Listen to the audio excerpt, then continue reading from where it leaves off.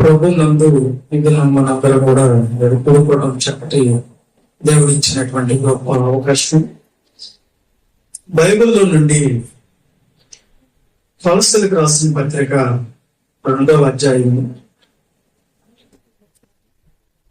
8-9 వచనాలను ఒకసారి మనం చదువుకుందాం. 8-9 వచనాలు. ఆయనను అనుసరింపక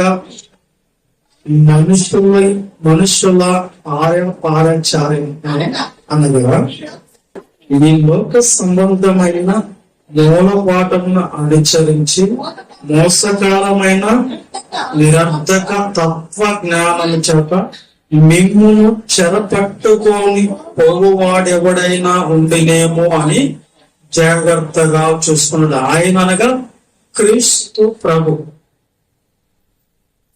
ఆయన నుంచి మిమ్మల్ని ఎవరైనా ఏరు చేస్తారేమో అని జాగ్రత్తగా ఉండండి. అనగా దేవత్వం యొక్క సర్వ పరిపూర్ణత శరీరముగా క్రీస్తు ముందు నివసించుచున్నది అన్నాడు.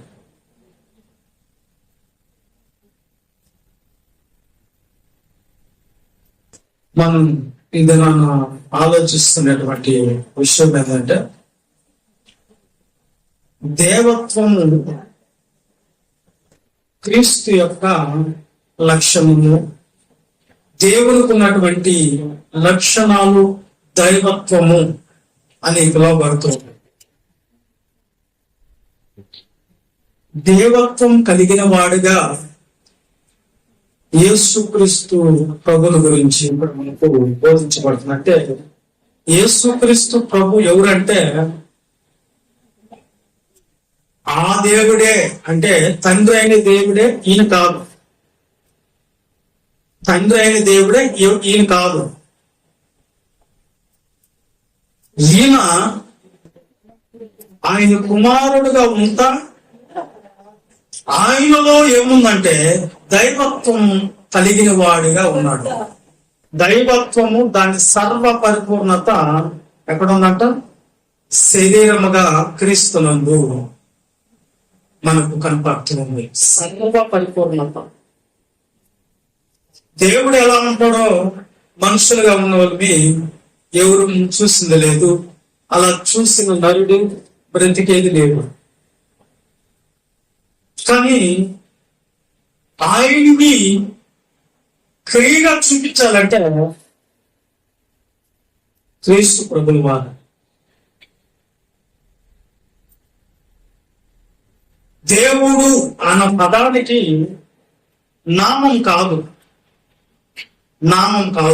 యెహోవా నామము అని కాదు, యేసుక్రీస్తు నామము అది కూడా కాదు. దేవుడు అని ఎవరిని మనం పిలుస్తామంటే, ఎవరిని మనము ఆ విధంగా అనుసరిస్తామంటే, దేవుడు అనగానే దైవత్వం కలిగిన వాడిగా ఉంటాడు. రోమీయులకు రాసిన పత్రిక 1వ అధ్యాయము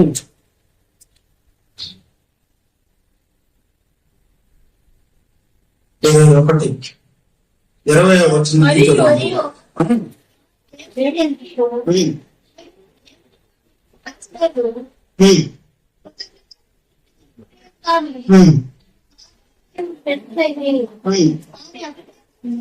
అది కాకుండా కొంచెం ముందుకు పోయేదమ్మా. ఆయన అదృశ్య లక్షణములు అనగా ఆయన నిత్య శక్తి దైవత్వమును జగదుత్పత్తి మొదలుకొని సృష్టింపబడి వస్తువులను ఆలోచించుకోలేదు. అంటే దేవుడు అనే పదానికి నామము కాదు గాని, ఆయనలో దేవుడు అనే పదములో చేర్చబడాల్సింది నిత్య శక్తి దైవత్వం ఉండాలి.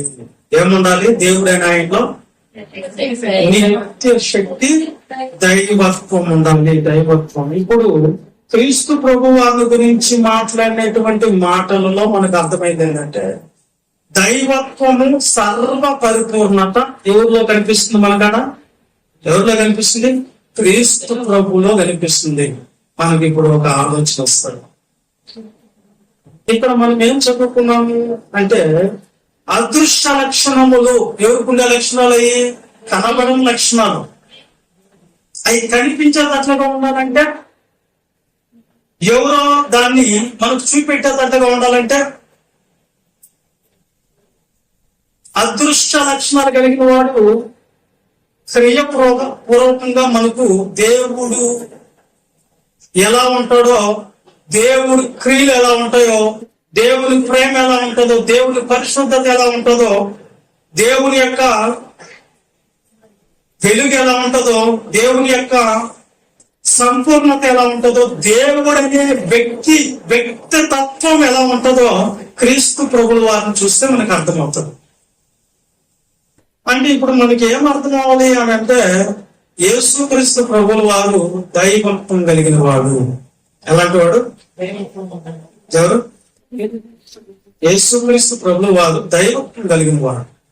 దైవత్వం కలిగిన వాడు అనగానే మరి దేవుడు అదృష్టుడు కాదా అని మీరు అంటారు. అంతేనా? దేవుడు అదృష్టుడు కదా అన్నప్పుడు ఆయన అదృశ్య దేవుని స్వరూపి ఎక్కడది?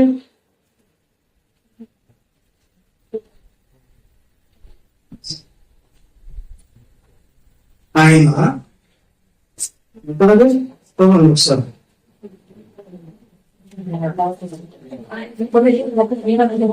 తులసి 1:15 ఒకసారి చూడండి. 15 చదువుంది. తులసిలకు రాసిన పత్రిక 1:15. ఆయన అదృశ్య దేవుని స్వరూపి అయి సర్వ సృష్టికి ఆది సంభూతుడై ఉన్నాడు. అంటే యేసుక్రీస్తు ప్రభు కూడా ఎవరంటే అదృశ్య దేవుని స్వరూపి. ఎవరైనా యేసుక్రీస్తు ప్రభు శరీరంలో వచ్చేసాడు, ఆయన్ని మేము ఎరిగేసాము, ఆయన్ని మేము చూసేసామని మీరు అనుకుంటున్నారా? అసలు మానవుడు అనంగా ఎవరు చెప్పండి? మానవుడు ఎన్ని భాగాలు? 2 భాగాలా? ఏంటంటే నిజమైన మానవుడు అంటే ఎవరు? యేసుక్రీస్తు ప్రభు ఈ శరీరంలోకి వచ్చిన తర్వాత 2 భాగాలు అనుకున్నాం. కానీ నిజమైన యేసుక్రీస్తు ఎవరు? అంతేనా? నిజమైన యేసుక్రీస్తు ప్రభు ఎవరు? ఆయన ఆత్మను తొంగు చూసిన వాళ్ళు ఎవరు? కనిపించదా? యేసుక్రీస్తు ప్రభు ఆత్మ అదృశ్యమైనది. మేము శరీరంగా చూస్తామయ్యా అంటే, ఒకవేళ ఆయన శరీరంలోకి వచ్చినా కానీ శరీర సంబంధమైన క్రియలై చేయలేదు. ఆయన ఆత్మ సంబంధంగానే బ్రతికేవు. అంతేనా? ఇప్పుడు యేసుక్రీస్తు ప్రభు ఆ దేవుడైనంటే ఆ దేవుడు కాదు. ఏ దేవుడు? తండ్రి అయిన దేవుడు ఈయన కాదు. కానీ అదృశ్య దేవుని స్వరూపి.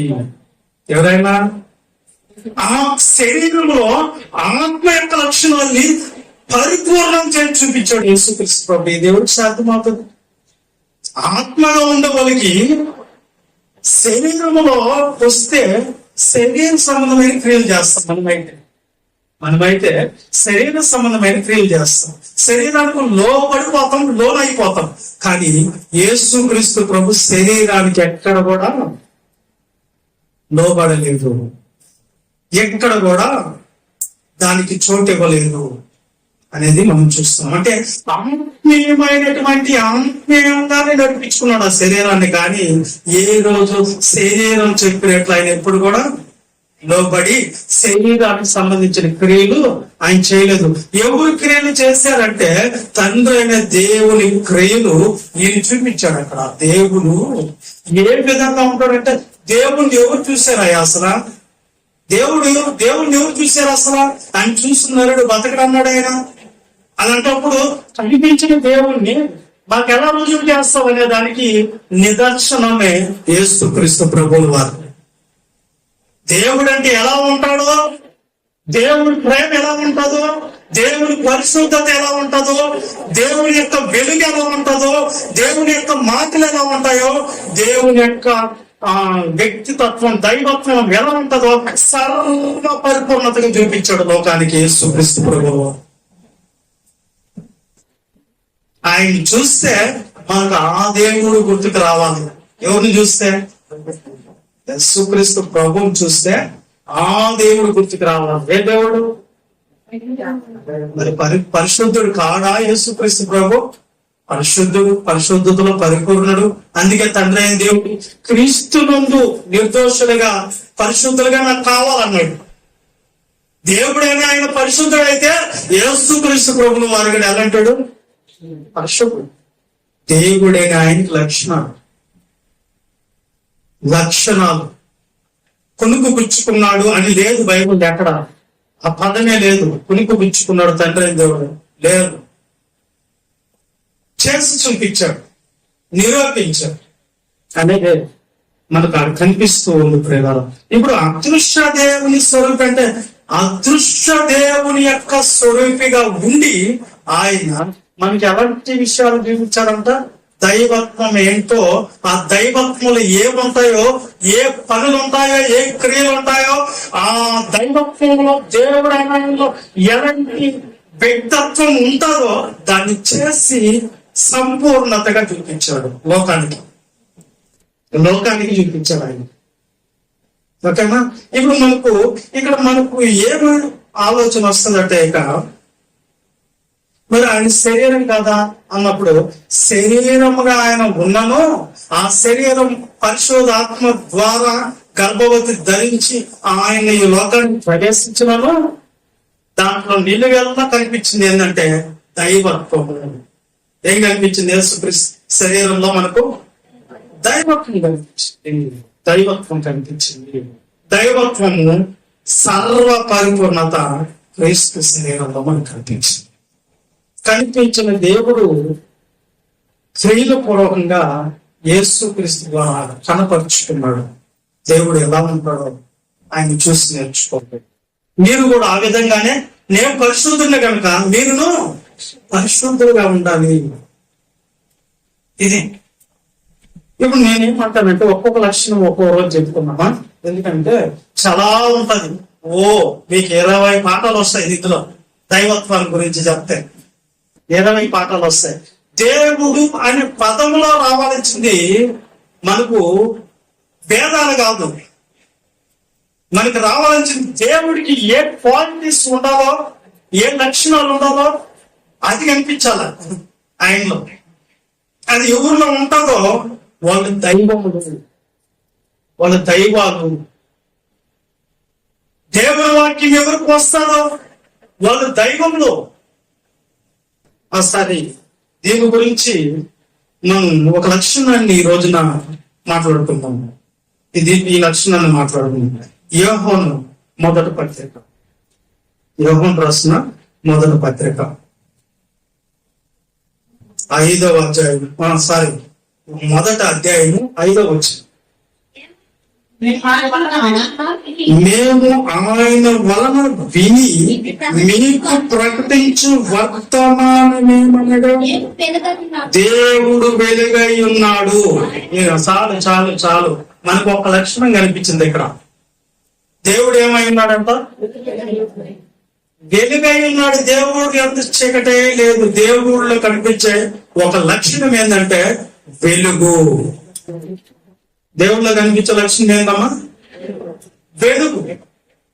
ఈ లక్షణము యేసుక్రీస్తు ప్రభువులో ఉందా లేదా?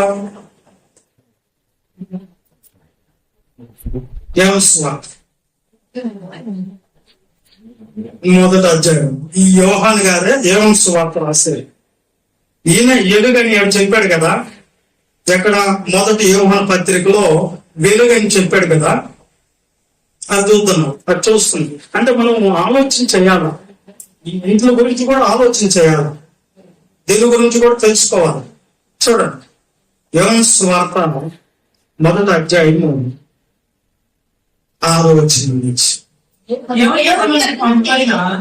దేవుని యొద్ద నుండి పంపబడిన ఒక మనుషుడున్నాడు. అతని పేరు యోహాను, బాప్తిస్మం ఇచ్చే యోహాను. అతని మూలముగా అందరూ విశ్వసించినట్లు అతడు ఆ ఎలుగుల గురించి సాక్షించుటకు సాక్షి వచ్చింది. ఎవరు? ఆ వెలుగు. అతడు ఆ ఎలుగని ఉండలేదు, ఆ ఎలుగుల గురించి సాక్ష్యం ఇచ్చుటకు వచ్చింది. నిజమైన వెలుగుండును, అది లోకంలోనికి వచ్చుచు ప్రతి మనిషిని వెలిగించుచున్నది. ఆయన లోకములో ఉండను, లోకము ఆయన మూలంగా కలిగి ఉంటుంది. కలిగి ఉందండి. లోకం ఆయనను తెలుసుకున్నది.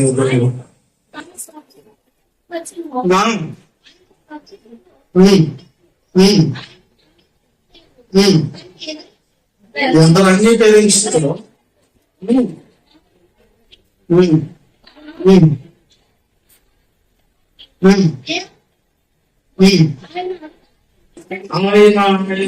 తర్వాత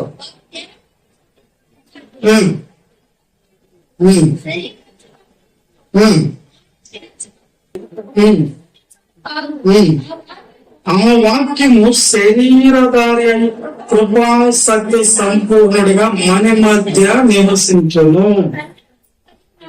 చాలా చాలా చాలా చాలా చాలా ఆయన ఆయన ఆయన అంటే ఇప్పుడు ఆ వెలుగును గురించి సాక్ష్యం ఇచ్చుటకు ఎవరు వచ్చారు?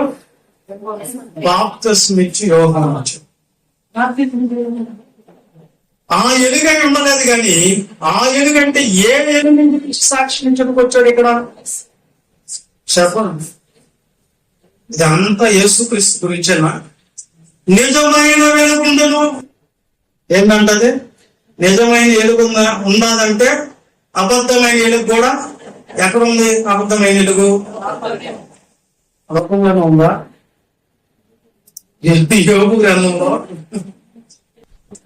అపవాది వెలుగు దూత. వెలుగు దూత అంటే వెలుగు కాదు, ఎలుగు దూత అని రాయకూడదు. మీకు కనబడకపోతే వదిలేండి దాన్ని.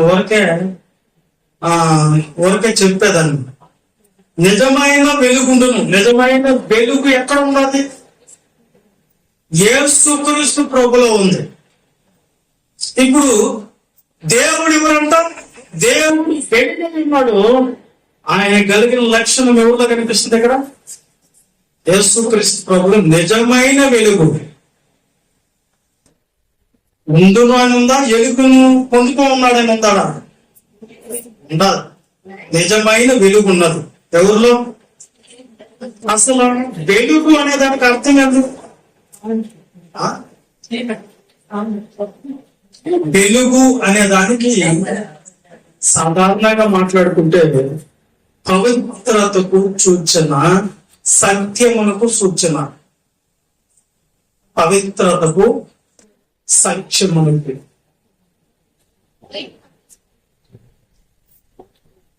దేవుడు వెలుగైండును. ఇక్కడ యేసుక్రీస్తు ప్రభులు ఏముందట?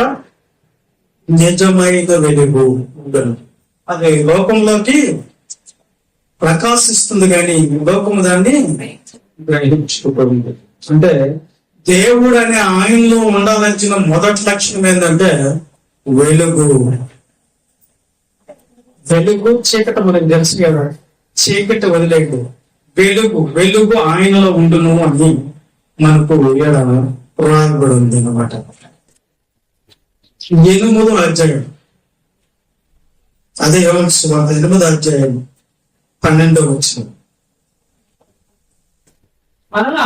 మరలా యేసు నేను లోకమునకు వెలుగును, నన్ను వెంబడించేవాడు చీకటిలో నడవక జీవపు వెలుగు కలిగి ఉండును. నన్ను వెంబడిస్తే వాళ్ళు జీవపు వెలుగు కలిగి ఉంటారు. వెలుగు. నేను లోకానికి వెలుగు.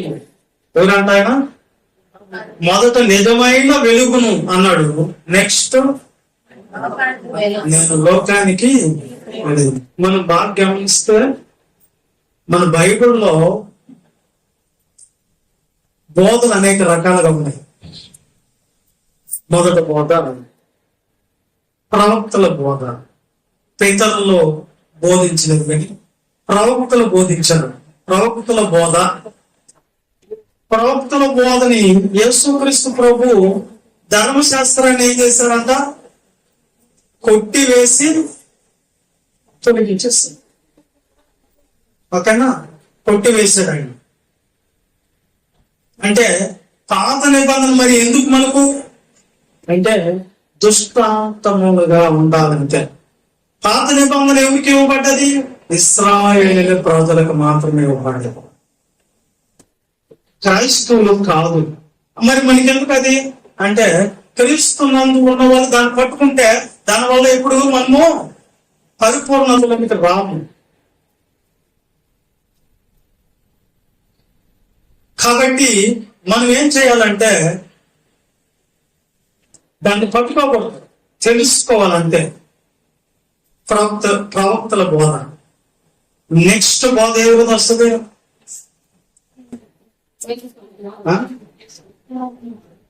ప్రభు బోధ తీసుకుందాం.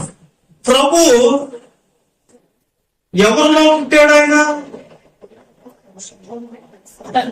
చెప్పండి. ఆయన గోత్రం పేరేంది చెప్పండి. యూదులు ఉన్నాడా? యూదులలో వచ్చిన వాడు దేన్ని పాటించాలి? ధర్మశాస్త్రాన్ని పాటించాలి, ధర్మశాస్త్రానికి లోబడాలి, ధర్మశాస్త్రం ప్రకారంగా మాట్లాడాలి శరీరంగా పుట్టినప్పుడు. అందుకని ఆయన ఎక్కడ కూడా ధర్మశాస్త్రాన్ని ఉల్లంఘించి వ్యతిరేకించి మాట్లాడినట్టు ఉండదు. దానికి లోబడితేనే దాన్ని కొట్టేస్తానంటాడు. ఎందుకంటే మరణ శాసనం రాసిన వాడు మరణించకపోతే ఆ మరణ శాసనం అనే దానికి అది చల్లదు, అమలు కాదు. ఎందుకంటే ఆయన పెట్టిందే ఆయనే తొలగించకపోతే మరి దాన్ని తీసేసేది ఎవరు? మరణానుకున్న బలం ఏంటి? మరణానుకున్న బలం ఏంటి చెప్పండి? మరణం ఎందుకు వస్తుంది మనిషికి? పాపం వల్ల మరణం వస్తుంది. పాపం వల్ల మరణం వస్తున్నప్పుడు ఆ పాపం అంటే ఏంటి? పాపం అనేది ఏంటంటాం? పాపం అంటే ఏంటి? ఆజ్ఞాతిక్రమమే. ఇప్పుడు పదాజ్ఞలు ఏంటి? పదాజ్ఞలు నువ్వు అనుసరించకపోతే ఏంటి? పాపం చేసినట్టు. పాపం వల్ల వచ్చేది మరణం. నీకు మరణం వచ్చేటప్పుడు మరి దాన్ని ప్రవేశపెట్టింది ఎవరు? ఆజ్ఞలు ప్రవేశపెట్టింది ఎవరు? మీరు మరణిస్తారు ఇది ఆజ్ఞ అతిక్రమిస్తాను దేవుడే. అంటే మరణ శాసనాన్ని రాశాడంటే రాశాడు, నువ్వు మరణిస్తావు ఆజ్ఞ అతిక్రమిస్తాను. మరి మరణించిన వాడు దాన్ని ఏం చేయాలి? ఆ మరణ శాసనాన్ని రాసిన వాడు ఆ మరణించకపోతే అది చల్లదంట. ఇదేంటో ఇంకొక పాఠం నేను నేర్చుకున్నాను. మరణించిన వాడు మరణ శాసనం రాసినోడు వచ్చి మరణాన్ని తొలగించాలట అని ఉందో బైబిల్లో.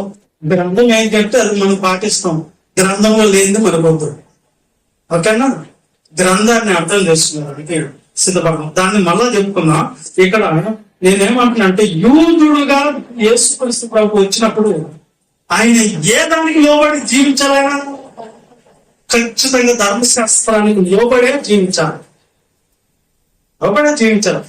అది కూడా మనం ఇంకోసారి చెప్పుకున్నాం. కానీ యేసుక్రీస్తు ప్రభు ఏం చెప్పాడో ధర్మశాస్త్రాన్ని కొట్టే మీద వచ్చిందని మీరు తలంచవద్దు. దాంట్లో ఒక సున్నాయనను పొన్నులైనను నెరవేర్చే వరకు దాన్ని నేనేం చేయను. నెక్స్ట్ ఏం చేస్తాడు?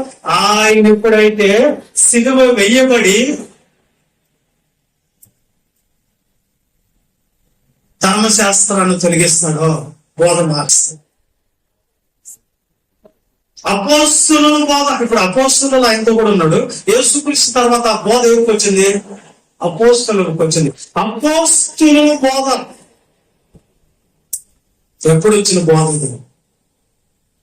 శరీరమందు యూదుడుగా యేసేపు కుమారుడిగా మరియమ్మకు పుట్టిన బిడ్డగా బ్రతుకున్నప్పుడు బోధ వేరు, యేసుక్రీస్తు మాటలు వేరు. అయినా కొన్ని చెప్తారు, కానీ ఎక్కడ కూడా ధర్మశాస్త్రానికి విరోధంగానే మాట్లాడు. మీకు టూకీగా చెప్పాలంటే యేసుక్రీస్తు ప్రభువు వారు ఒకసారి ఒక ప్రాంతానికి వెళ్ళేటప్పుడు అదంతా యూదులందరూ ఆయన్ని ఎదురుపడతారు. నువ్వు దేవునితో సమానంగా చేసుకుంటున్నావే, దేవుని కుమారుడు అని చెప్పుకుంటున్నావే అని వస్తారు. అప్పుడు కూడా ఆయన ఏం చెప్తారంటే వాక్యంతో సమాధానం చెప్తాడు అని జీవితానికి. కారణం ఏంటి అంటే ధర్మశాస్త్రాన్ని ఆయన ఉల్లంఘించకూడదు. ఉల్లంఘిస్తే వాళ్ళు ఏమంటారు, దైవ దోషం చేస్తున్నావు, దేవుని కుమారుడు తప్పే. యూదుల ప్రకారంగా అది ఉంది బైబిల్లో. దేవుణ్ణి పోల్చుకున్నావు నువ్వు, దేవుడు కుమారుడు కూడా ప్రభువు. అందుకని ఆయన దైవాలని వాక్యాన్ని చూపించాలని చెప్పి బోధ అక్కడ ఉంది. ఎక్కడ? యేసు క్రీస్తు బ్రతుకున్నప్పుడు బోధ. ఆయన పునరుద్ధానుడు అయిపోయిన తర్వాత, పునరుద్ధానుడై లేచిన తర్వాత ఇంకొక బోధ వస్తుంది. ఆ బోధలో కొన్ని డైరెక్ట్ గా మాట్లాడుతుంది, డైరెక్ట్ గా పదాలు. కాబట్టి బోధ ఏ బోధన తీసుకోవాలి? ఇప్పుడు మనము ప్రవక్తల బోధన తీసుకున్నామా? ధర్మశాస్త్ర బోధ కదా. యేసుక్రీస్తు బతుకున్నప్పుడు బోధ తీసుకున్నామా? అపోస్తలులను బోధ తీసుకున్నాం. యేసుక్రీస్తు మరణించి సమాధి చేయబడి తిరిగి పునరుద్ధానుడు అయినటువంటి బోధ తీసుకున్నామా? ఏ బోధడానికి రావాలి ఇప్పుడు క్రైస్తవులు? ఏ బోధలో ఉండాలి మనం? పునరుద్ధాన బోధలకు వెళ్ళిపోవాలి. పునరుద్ధాన బోధలో క్రైస్తవులకి ఏమి ఇచ్చాడు అని అక్కడ తీసుకోవాలి. ఇప్పుడు మనం చూసుకున్న బోధ ఎక్కడంటే పునరుద్ధాన బోధలని పోయాను. ఎందుకంటే మన మొదటి పత్రిక ఎప్పుడు రాయబడ్డది? యేసుక్రీస్తు బతుకున్నప్పుడు చనిపోయింది. ఆ బోధ ఎప్పుడు చేశాడు ఆయన? పునరుద్ధానుడు అయిపోయిన తర్వాత చేశాడు ఆయన. కొన్ని బతుకున్నప్పుడు చేసిన బోధలు కూడా ఉన్నాయి. బతుకున్నప్పుడు కూడా ఈ పత్రికలన్నీ కూడా చెప్పబడ్డాయి. పునరుద్ధానుడు అయిన బోధ వేరు. ఆ బోధలో మనం చూసుకోవాలి. అన్నీ కూడా ఏంటి, అసలు ఏంటి, ఏం జరుగుతుంది అనేది అక్కడ ఇన్ఫర్మేషన్ అది క్రైస్తవులకు ఇచ్చినటువంటి ఇన్ఫర్మేషన్. కాబట్టి అక్కడ ఏం జరిగిందని ప్రకటన గ్రంథం ఇస్తాడు. ఇక డీటెయిల్స్ గా ప్రకటన గ్రంథం వస్తారు. మరి మనకి ఇవ్వబడింది. ప్రకటన గ్రంథంలో ఎవరితో ఎలా ఉన్నారనేది అక్కడ తీసుకోమన్నాను. ఇప్పుడు నేనేం చెప్తున్నాను మీకు? నేను లోకమునకు ఏమైనారంట ఆయన? తెలుగు మత్తయి సువార్త 4:16. మత్తయి సువార్త 4:16.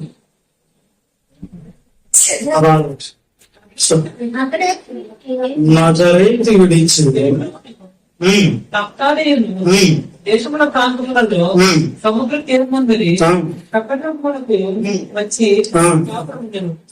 చెప్పులోని దేశమును నప్తాలి దేశమును యోర్దానుకు సముద్ర తీరమును అన్యజనులు నివసించి గలిలియా చీకటిలో కురిసి ఉన్న ప్రజలను గొప్ప వెలుగు చూస్తుంది. వెలుగు చూశారంట. ఎవరిని చూసినట్టున్నాడు ఎలుగంటే? ఎవరిని చూశారంట? యేసుక్రీస్తు ప్రభువుని చూశారంట వెలుగని. ఇది ఏంటి అంటే ప్రవచన 9వ అధ్యాయం యెషయా గ్రంథం 2వ వచనం. చీకటిలో నడుచు జనులు గొప్ప ఎలుగును చూచుచున్నారు. ఎక్కడ ఇది నెరవేర్పు? యెషయా గ్రంథంలో ఉన్నదాన్ని ఎక్కడ తీసుకుని వచ్చి పెట్టారు? ఎక్కడ? ఒకవేళ తండ్రి అయిన దేవుడు నియమించాడు వెలుగుగా ఎవరిని? యేసుక్రీస్తు ప్రభుని అనుకున్నాం. అనుకోవడం ఏంది? తండ్రి అయిన దేవుడే నియమించాడు కూడా. ఎవరిని? యేసుక్రీస్తు ప్రభుని తండ్రి అయిన దేవుడు వెలుగుగా నియమించాడు. వెలుగు ఎవరు? దేవుడు ఏమన్నాడు? అది ఏం ప్రశ్న? అంటే దైవ లక్షణం ఒకటి కనిపిస్తుంది ఆ యేసుక్రీస్తు ప్రభులో, కనబడటం లేదా? కనిపిస్తుంది. ఒకవేళ యేసుక్రీస్తు ప్రభుని ఎలుగుగా తండ్రి అయిన దేవుడు నియమించాడు అంటే ఆయన ఎలుగుగా ఉంటే కదా నియమించేదానికి. ఒక దగ్గర కలెక్టర్గా ఆయన నియమించాడు అంటే ఆయన అయ్యా తెలిసింటేనే కదా ఆయన్ని కలెక్టర్గా నియమిస్తాడు. ఆయన ఆ క్వాలిటీస్ ఉన్నాయి కాబట్టే కదా నేను వెలుగుగా చేశాను, అన్ని జనులకి నేను వెలుగుగా నియమించాను అన్నాడా? నేను వెలుగుగా పుట్టించాను అన్నాడా? నియమించాను. వ్యవస్థ 1:4 త్వరగా చదవండి. ఆయనలో జీవముండును, ఆ జీవము మనుషులకు వెలుగై ఉండును. అంటే యేసుక్రీస్తు ప్రభులో జీవాన్ని పుట్టించినట్టు లేదు, ఆయన ఉన్నట్టుందండి. ఏదది? తండ్రి దేవుడు నాన్న నేను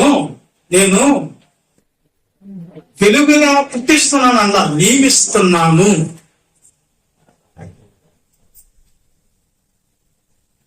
క్రీస్తు ప్రభులు మాట్లాడుతున్నటువంటి దైవత్వం కథలు చెప్పకూడదు. బైబిల్ ఎప్పుడు కూడా ఉన్నట్టు మాట్లాడుకోవాలి. దైవత్వం కలిగిన వాడు క్రీస్తు ప్రభు వారు అన్నప్పుడు ఈ క్రీస్తు ప్రభులు ఏముందంటే వెలుగుంది. దేవుల్లో కూడా ఏముందంటే వెలుగుంది.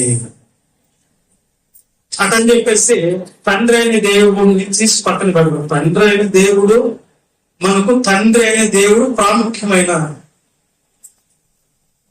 దేవుడు. ఆయన్ని దేవుడు కాదనే దానికే ఛాన్సే లేదు. ఎవరు కూడా దేవుడు కాదు అనే దానికి ఛాన్స్ లేదు. ఎందుకంటే డైరెక్ట్ ఆయన చెప్పుకున్నాడు కాబట్టి నేను దేవుడిని. మరి యేసుక్రీస్తు ప్రభువు వారు చెప్పుకునే దానికి అవకాశం లేదు. యూదుడు ధర్మశాస్త్రానికి లోబడాలి. నెక్స్ట్ ఆయన పునరుద్ధరణ అయిన తర్వాత కొన్ని విషయాలు శిష్యులు బయట పెట్టారు. ఆయన కూడా దైవత్వం కలిగినోడు అని. అందుకని చెప్పేసి మనము తండ్రి అయిన దేవుని వదిలిపెట్టి క్రీస్తుని అనుసరించాలి క్రీస్తుని అనేది కాదు. తండ్రి అయిన దేవునికి మరి కుమారుడుగా ఈయన ఉన్నాడు. ఎవరైనా క్రీస్తు ప్రభువు వారు ఉన్నారు. కాబట్టి మనము ఏమందుము ఇప్పుడు బోధని ఏమందుము? ఆయనలో జీవం ఉంది. ఆ జీవం ఆయన మనుషులకి వెలుగై ఉందాడు. ఎవరిలో ఉంది ఆ జీవము? యేసుక్రీస్తుని వెలుగు ఉంది.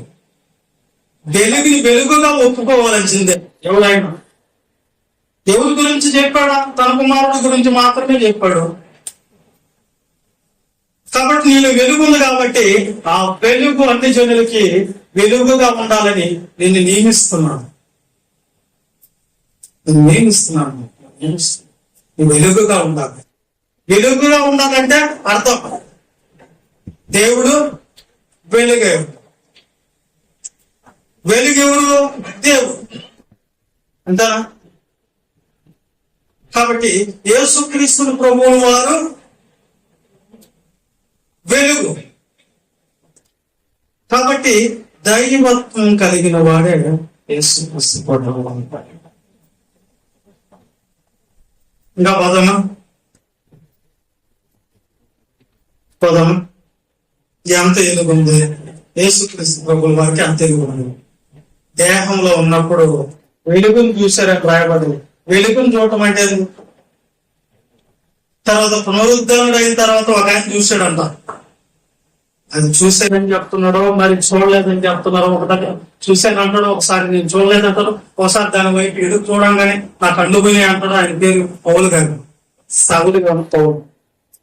అపోస్తల కార్యాలు అపోస్తలుల కార్యాల్లో 22వ అధ్యాయం 5వ వచనం చూద్దాం. 22వ అధ్యాయం 5వ వచనం. ఇందును గురించి ప్రధాన యాజకుడును ప్రధాన యాజకుడు పెద్దలందరూ నాకు సాక్షులై ఉన్నారు. నాకు సాక్షులై ఉన్నారు. వారి వలన నేను వారి వలన సహోదరులతో ఆ. పత్రిక తీసుకొని ఆ. దమస్కులోని వారిని కూడా బంధించి అంటే సౌలుగా ఉన్నప్పుడు విషయాలు చెప్తున్నాడు పౌలు గారు ఇక్కడ. క్రైస్తవులందరినీ హతమారుస్తున్నాడు. నరరూప రాక్షసుడే ఎవరైనా సౌలుగా ఉన్న పౌలు గారు.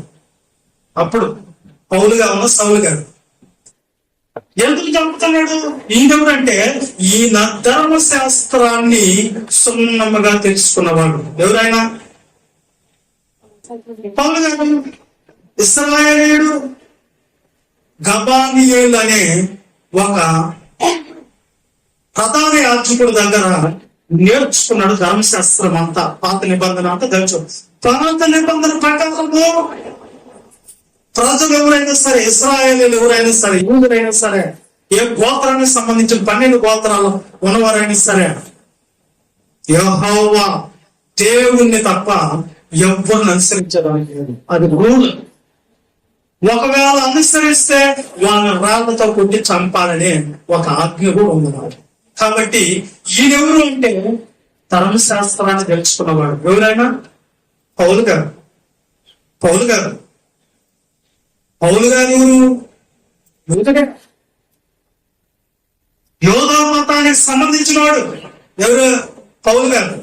యూదులు ఎవరు నమ్మరు? ఒక్క యెహోవాని తప్ప ఇంకెవ్వరిని నమ్మరు. వాళ్ళు చెప్పిన మాట బోధలు వినరు.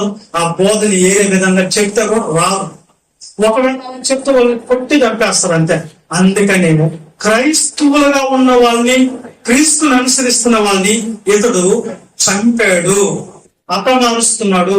ఎక్కడైతే కూడుకుంటున్నారో క్రీస్తు పేరట వాళ్ళందరినీ హతమార్చాడని బైబిల్లో ఉంది సౌందర్యం. ఇంకా ఈయనకి అన్ని ప్రాంతాలు తిరిగాడు, చంపాడు, అందరినీ హతం చేశాడు.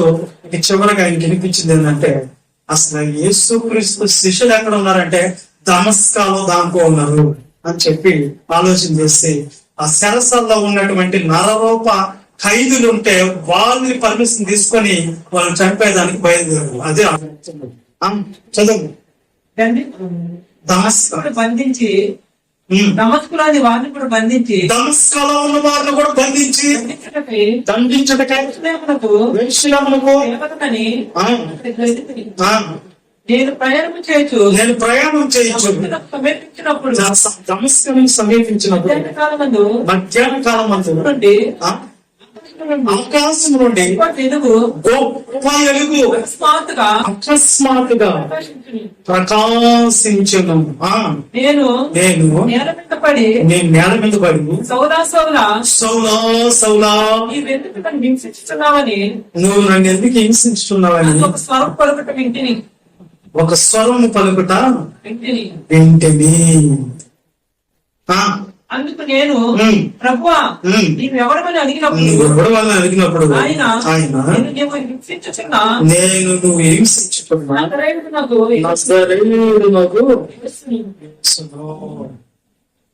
మనకు ఈ తర్వాత ఏం జరిగిందంటే ఆయన కన్ను పోక ఈ రోజు చూడలేదు అంటారు.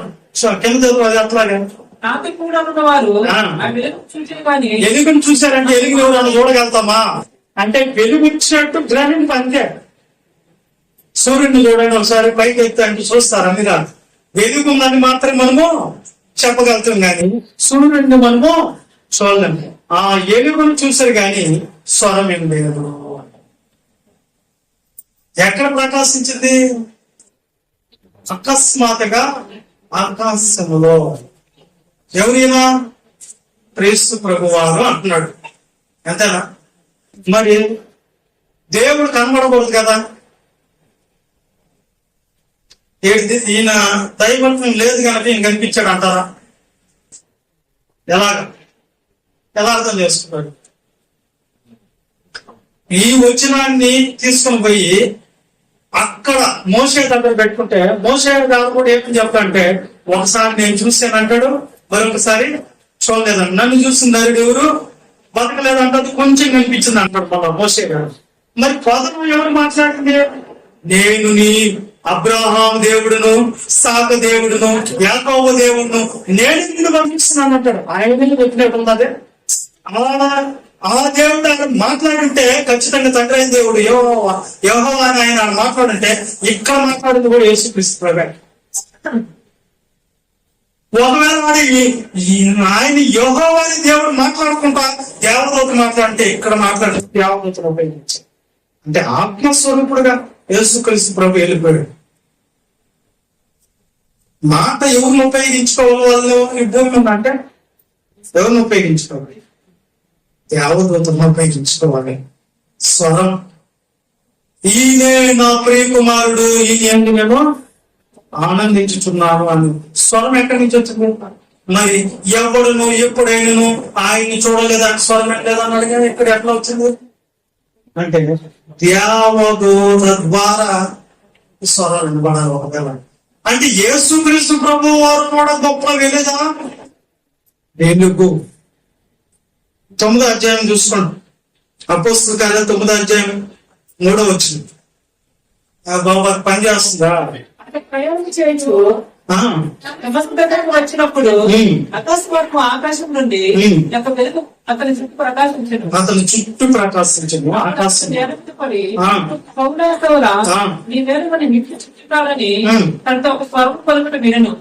ప్రభువా ఎవరిని అడుగుగా ఆయన నేను నీకు చింతించిన యేసును లేచి పట్టణంలోకి వెళ్ళము, అక్కడ నీవు ఏమి చేయవలనో అది నీకు తెలియబడనని చెప్పాను. అతనితో ప్రయాణం చేసిన మనుషులు ఆ స్వరము వినిది గాని ఎవరైనా చూడక అక్కడేమో వాళ్ళు వినలేదు, వెలుగుని చూశారు అంటాడు. ఎక్కడేమో వాళ్ళు స్వరం వినడానికి వెలుగుని చూడలేదు అంటాడు. చూడు బైబిల్ ఎలా ఉంది చూడు. ఎవరైనా చూడక నిలవబడి సౌలు నేల మీద నుండి లేచి పంటలు తెచ్చినాను, ఏమి చూడలేకపోయింది. ఏం చూడలేకపోయింది? ఏం చూసాడు ఆయన? వెలుగు వైపు పట్టే చూసి కళ్ళు ఉంటాయా? అంటే ఆయన వెలుగు ఎంత గొప్పది అనేది మనకు అర్థం కావాలి. ఇక్కడే కాదండి, ఇక్కడే కాదు. యేసుక్రీస్తు ప్రభువు వారు దైవత్వం గలవాడు అనే దానికి దైవ లక్షణం అనేది ఇక్కడ కనిపిస్తుంది. ఆయనలో వెలుగు ఉన్నది. ఎవరిలో ఉంది వెలుగు? యేసుక్రీస్తు. ఇది దేవుడికి సంబంధించిన విషయాలు. ఇది నామాలకు సంబంధించిన కాదు. అన్ని నామాల కంటే ఆయన నామం గొప్ప అన్నప్పుడు మళ్ళీ యెహోవా కంటే కూడా ఈ నామం గొప్ప అనుకోకూడదు. కాబట్టి మనుషుడుగా శరీరంలోకి వచ్చిన తర్వాత మనిషి కంటే మనలాంటి పుట్టి కాదు. నేను యేసుక్రీస్తు ఆయన కోరికైనా పుట్టాడు. ఆయనకి తెలిసే ప్రవేశించాడు, పుట్టడం కాదని. అక్కడ ఉన్న ఆయన ఇక్కడ ప్రవేశించాడు అనుకొచ్చింది. Very good. ఎవరైనా యేసుక్రీస్తు ప్రభువుల వారు ఎలుగా ఎలుగు కాదా? ఎవరు చెప్తున్నారు? గ్రంథం చెప్తుంది. నేనేం కథ చెప్పాల, మీకు వాక్యం మీకు ఇస్తే చెప్తాను. ఆయన వెలుగుంది కనుక అన్ని జనాలకి వెలుగుగా తండ్రి అయిన దేవుడు పంపించాడు. Very good. ఇప్పుడు నేనేమంటానంటే ఇక్కడ పునరుద్ధాన బోధనలకు మనం వెళ్ళినప్పుడు ఒక విషయాన్ని మనం ప్రకటన గ్రంథము గ్రంథము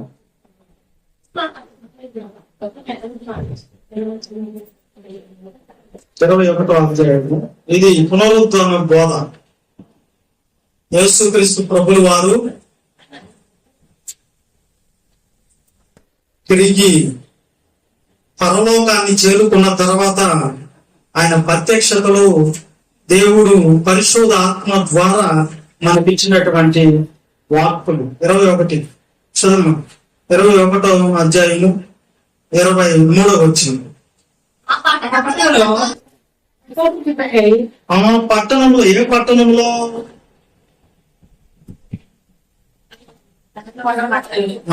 ఓకే చదువు. సూర్యుడైనను చంద్రుడైనను దానికి అక్కరలేదు. సూర్యుడు వద్దంట పరలోకంలో. మరి సూర్యుడు లేకపోతే చీకటి కాదు, చంద్రుడు లేకపోతే ఇప్పుడు ఏం చూడండి, దేవుని మహిమయే దానిని ప్రకాశించుచున్నది, గొర్రె పిల్లయే దానికి దీపము. దేవుని మహిమ ప్లస్ వెలుగు ఎవరాడా? గొర్రె పిల్ల ఎవరు? యేసుక్రీస్తు ప్రభువే దానికి దీపం. అంటే దీపం అంటే ఆ పట్టణమంతా మెరవాలంటే ఎంత వెలుగై ఉండాలి, ఆయనలో ఎంత వెలుగు ఉండాలి. దేవుని మహిమ ఉంది, నెక్స్ట్ దానికి లైట్ ఎవరు? మహిమ అంటే ఏదో తెలుసుకున్నాం, ఒకసారి తెలుసుకున్నాం. మహిమ అంటే ఒకసారి తెలుసుకున్నాం. మహిమ స్వరూపుడు అంటే మహిమ అంటే ఇంకోసారి నేర్చుకున్నాం. దేవుని మహిమ దాంట్లో ఎలా ఉందంట? వెలుగుగా మహిమ ఉందా? ప్రకాశిస్తుంది. లేదు అంటే ఏం లేదు, వెలుగు. దానికి వెలుగునిచ్చేది ఎవరంటే యేసుక్రీస్తు ప్రభువే. రేపు మన వాడికి వెళ్ళిన సూర్యుడి చంద్రుల కంటే కూడా అధికమైన వెలుగు యేసుక్రీస్తు ప్రభువులో ఉంది. ఇప్పుడు దేవుడికి ఉన్నటువంటి ఒక క్వాలిటీ, ఒక లక్షణం ఎవరిలో కనిపిస్తుంది? కనిపిస్తుంది. అంటే దేవుడు అనే దాంట్లో స్వభావం మాత్రమే కనిపిస్తుంది, కానీ నామాలు కనబడవు. ఎవరైనా సరే దేవుడు అనే పదంలో మీకు బోర్డు ఉంటే దాన్ని మీకు నీట్ గా రాసి నేను చూపించేదానికి బాగుంటది. దేవుడు అనే పదంలోనే ఆ దైవత్వం కలిగిన వాడు ఉన్నాడు. అంటే యేసుక్రీస్తు ఇప్పుడు దైవత్వం ఉంది. మొదట భాగం